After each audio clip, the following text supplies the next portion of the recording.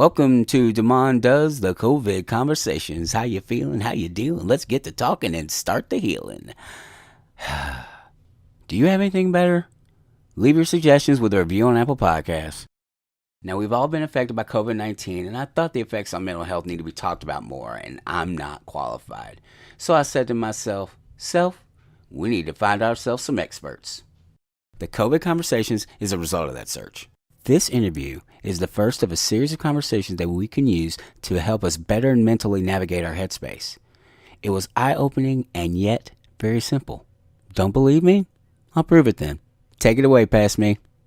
Welcome to Demond Does, and we're talking COVID-19 and mental health. And since I'm not an expert, I just found one. Please say hello to Eric Baker Jr., licensed clinical social worker and certified alcohol and drug counselor. Hello. How do you describe your therapy method? How do you assess them and then figure out, okay, I'm going to take this approach. I'm going to use these tools in my toolbox? It just depends on the person, like what kind of modality or approach I'm going to take with the person. But with all my clients, I do what's called therapy by contract. And so it's called that because it's based off the legal, ethical outline of the legal contract. Basically, I start with the person and say, like, okay, what do you want to change about yourself? How do you want to be different as a result of working with me? What do I need? What do you need from me? What are you going to do in this bargain? We kind of work that out together. Does that make sense? So, like, I kind of have them guide me.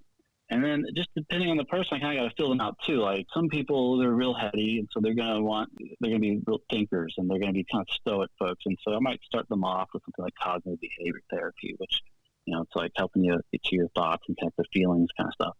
Other folks don't work that way. Other folks are real emotional and they just feel and act. And so I might take a different approach with them. Other people are more artistic or so on. And so it's the matter of getting to know that person.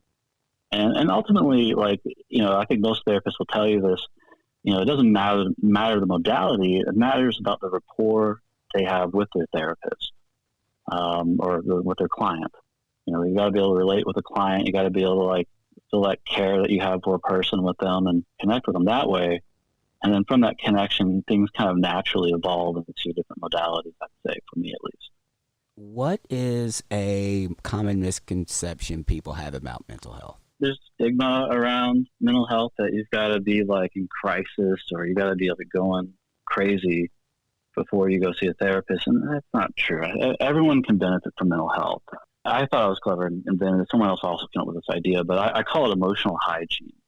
I like to compare it to that. You brush your teeth every day, right? Yes. Maybe twice a day? Yes. Okay, good. Yeah, me too. And hopefully you go to the dentist twice a year. Yeah. Right? And so you don't just go brush your teeth when they feel disgusting. And you don't just go to a dentist when your teeth hurt. You go to get the checkup and clean up, that kind of thing. Ideally, we're not just reacting to our emotions when they're at that 10 and we're just in this blood rage of anger acting out or we're just in this deep dark place. Now we're asking for help. We are kind of in tune with what we're feeling all the time, every day, all day. And then we are getting the help we need, or we're kind of going in to learn about ourselves and get tools to help ourselves, just regularly. So I think the misconception is that mental health or therapy in general is for people that are mentally ill, or that there even is such a thing actually as mental illness. I don't know that I'd buy that there's truly mentally ill people. I think there's people I think all people are okay. I think there's people that might act or they might feel like they tell themselves they're not okay. I think in reality, we're all okay. It's just a matter of how we're relating to ourselves and what's going on inside of ourselves. It feels like it puts the onus on, not the onus, but it gives more control to the individual, is what it feels like. Am I interpreting that correctly? Right. I'm just equal among other people. And I'm a mental health professional. And when I look at a person, I'm no more of an expert of their experience or their reality than they are. I don't live in other people's heads. I don't live in, it's a matter of, again, meeting where they're at. But the misconception is I think that you have to be really in a bad spot to get help. No, I think that's that gets people in the door, but then the real work of therapy happens in the boring parts of life. the daily stuff, that no different than brushing your teeth kind of thing. I've been laid off for a few months now, since like Oh, March. okay. I'm a massage Yeah. therapist by trade, and Oh man. Okay. Yeah. my daughter's birthday was in April, and she had a really her and my wife Mm, are super extroverted, yeah. and Oh man. and my daughter like just is just as girly gets, and Yeah. she's had some. We've had our ups and downs through this Mm-hmm. time period of being together and learn to live with each other. And my daughter in particular seems to have really strong waves of emotion. And like on her Sure. birthday, she finally just broke down and completely lost it. Mm, yeah. I was wondering, this is a personal one for me. How Sure. can parents help children deal with their feelings of like anger, loneliness during this isolation, and how do we explain COVID-19? Sure. So, how old's your daughter? She's 6. Okay, I have a 5-year-old daughter. So, anger is telling us we're not getting what we want. That's the way I explain it to kids. It's that simple. There's nothing bad or wrong with anger. It's what we do with it that matters. Actually, it's the other side of happiness. Happiness is saying we're getting what we want. Anger is saying we're not. Mm. And so right now, a lot of us aren't getting what we want. Right. Whether it be 5, 6-year-old kid or just grown adults, everyone wants to be mad at something with COVID. Like I think of it like with COVID, especially like it's like the butterfly effect. I'm not mad at a butterfly for flapping its wings in Australia for causing the rhino to sneeze that caused this current that led to a hurricane. Like you've heard that old analogy, right? Mm-hmm. Looking at like, okay, how do you get mad at a virus? Right. It's like we all want to be mad at with this, and I think we all kind of know. And so human nature is when we start off angry outside of something we have no control over. We tend to, as an attempt to gain control in it, we tend to take that anger that's outward and turn it in on ourselves and beat ourselves up. Well, I'm not doing enough. I'm not doing things right. I'm the messed up one here. And so we then beat ourselves up with that, and that can become depression. Mm. So to get to answering your question, like how do parents help their kids deal with their feelings of anger, the anger part? And it's like I tell my daughter, she gets mad at the virus and she gets mad at people for not social distancing. We'll go on walks and she'll, tell you're not distancing, you're spreading the virus. And it's like appreciate her honesty in some ways, and I she's outspoken. It's refreshing. It is, like kids are awesome. But I explained to her, it's like this is the feeling that we have. It's okay to feel it. It's okay to be angry about this. It's okay to feel sad, but it's not anything you've done. It's not your fault. It's not any more you need to be doing. You're doing what you need. You're staying safe. You're doing take care of yourself, and we'll get through this. But right now, this is what we feel when we can't have what we want, and let that be kind of a reminder of how often we get what we want, especially in our country. And like I think most of us, this is a country where we very rarely have to make a lot of sacrifices. Like we have with this virus, and so I think that's why a lot of us are kind of angry because we're always used to getting what we want all the time. Like kind of explaining, okay, we're just not getting what we want. It's what we feel. It's okay, and let it be that. The loneliness and isolation stuff. I mean, that's I think a different part too. I think with that, it's do what we can. That's I'm grateful for like a Facebook Messenger for my daughter. She's in touch with her friends, and we, I think like looking at how you can connect. We can connect with people more than just being there in person, like writing letters or emails or all the technology we have. Like we live in a time where it's pretty great, and I understand it's not the same, but I think like just recognizing that, okay, what's the next best thing if it's not in person? And so again, focusing on, well, it's not what we want. What's the next best thing we can have? And I think there's a third part to your question. How do we explain COVID-19? Was it the last part? Yes. Just honestly, I mean, it's I tell my daughter, we talk about the virus. That's how it's transmitted. Through like air droplets. It's really contagious. So for children, it's not likely to even show up, but it might affect people that are more vulnerable. So we got to be careful and wash our hands. But it's something that not something that we need to be totally afraid of, but also not fear. Not be foolhardy about. Something to take serious, but it's something that we will overcome, and I think that will make things better ultimately in a lot of ways. I think I'm optimistic that way, at least. Maybe I'm crazy, but I do think like it's kind of highlighting a lot of stuff that needs to change. And it's sort of like showing us like, okay, we got to make some changes to things and practice some things differently and address some issues that aren't being addressed. But it's just sort of it's a virus. It's something that's spreading just like a flu or something else. But we have to just take precautions with. And then the other thing is just answer questions. Like when it comes to kids in general with hard stuff, I kind of do my best to like just give them the outline of things and like, well, what questions do you have? And then just answer the questions honestly. I think that's usually the best approach. Honesty is the best policy. Makes perfect sense. Yeah, always. Yeah, and just like openness. Like, be curious, kid. Like, what do you want to know? Right. And if I don't know, I can I'll call somebody That's who right. does, or we'll Google it. That's right. It's always like I say, I don't know. Okay, so my wife is a super, like I was telling you earlier, my wife is a super extrovert. It's it's interesting at parties sometimes. Mm-hmm. So for people like her and people like me, I'm going to go back to work very soon. I'm having a little, people have anxiety about going back in public, and like your daughter was talking about, dealing with people not practicing, not wearing a mask, or not practice social distancing. Like, how can we pair to start being back with friends and family in public places after being isolated so long? It's kind of like the adult version of the cooties almost. You know what I mean? Yeah, it's the super cooties, right? It's yeah. I think the way to prepare or the way to kind of get ourselves reacquainted with social stuff is to start with what our priorities are. I mean, as we've been doing one way, getting to the grocery store is a priority, so we go. But start with who do you want to see the most and focus on just that. I think it'd be kind of foolish to have like a raging party or something like that.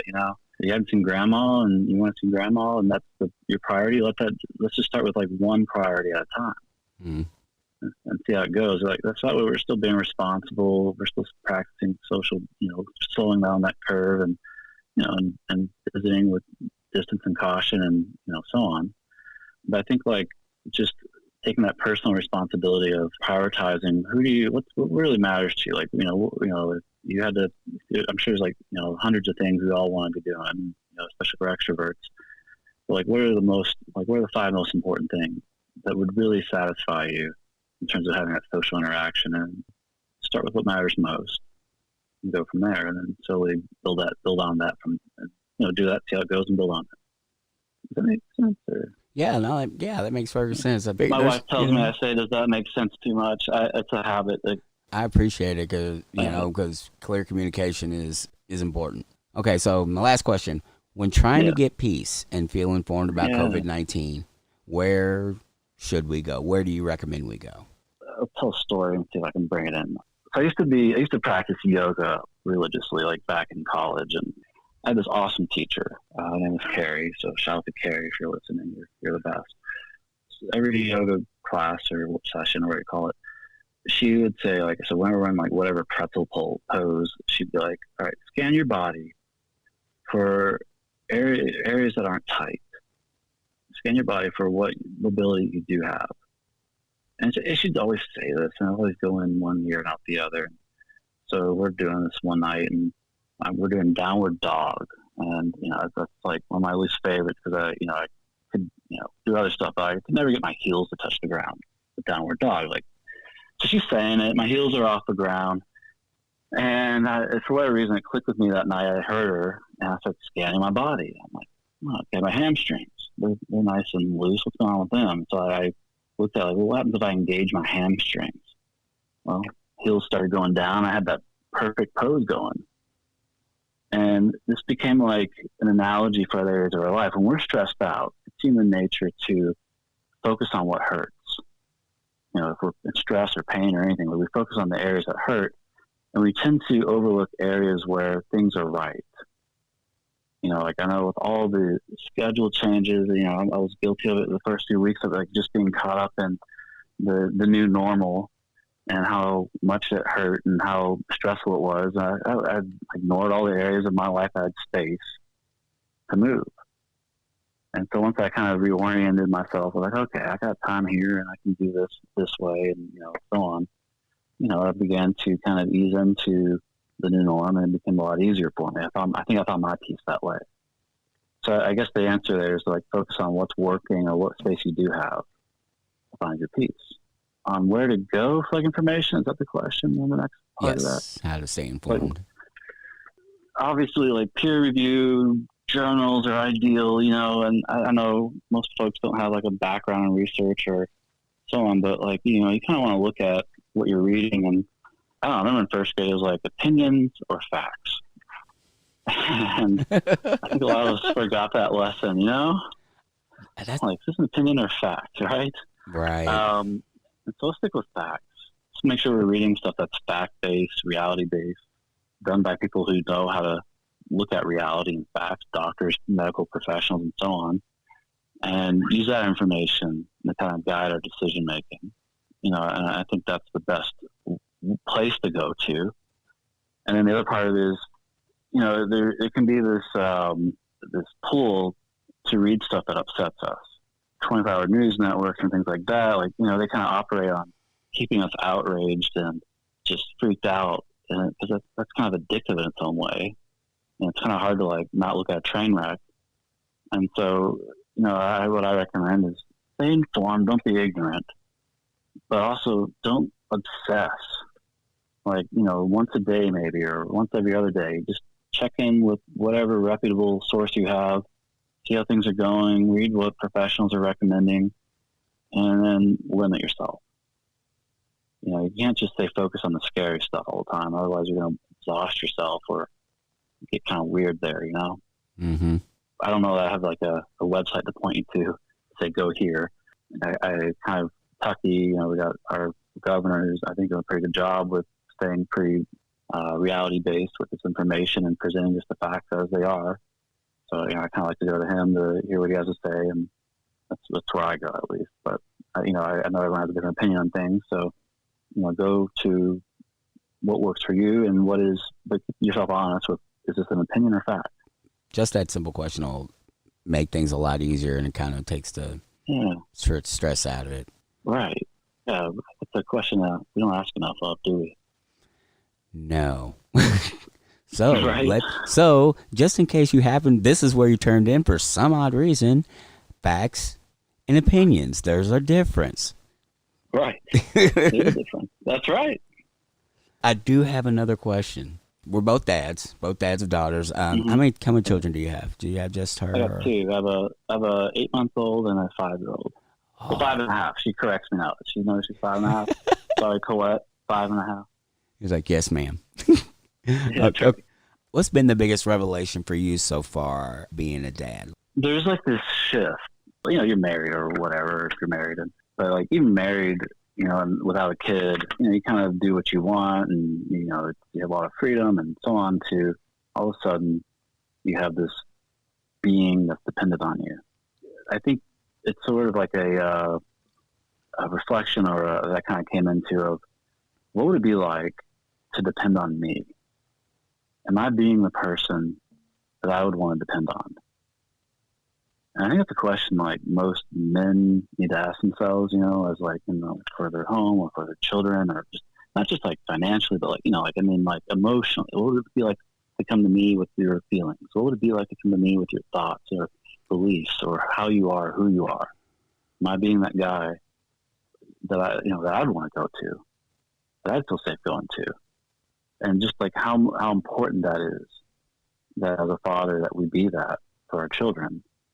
So I guess that was a sort of revelation, like just that, the kids are always, they're always watching you, they're always learning from you. They're our Colette, my 5.5-year-old. She repeats repeats what we say. She's always listening, always absorbing like a little sponge, everything I'm doing. And so it's like, that keeps me honest. Like, okay, I gotta make sure I'm doing things the way I feel like is the right way to do things. Well, thank you very much. I appreciate your time. That was a lot of fun. Thanks. That went by quick. I hope you enjoyed it as much as we did. Let me know what you think and what questions that I should have asked. You can find Eric at Unlimited Avenues online, which is, of course, unlimitedavenues.com, all one word. I'm on Facebook, Twitter, and Instagram at Damon Does, also all one word. Next week, I'll be on the line with author, speaker, and licensed mental health counselor Brittany Johnson. So until next time, see it, hear it, speak it, live.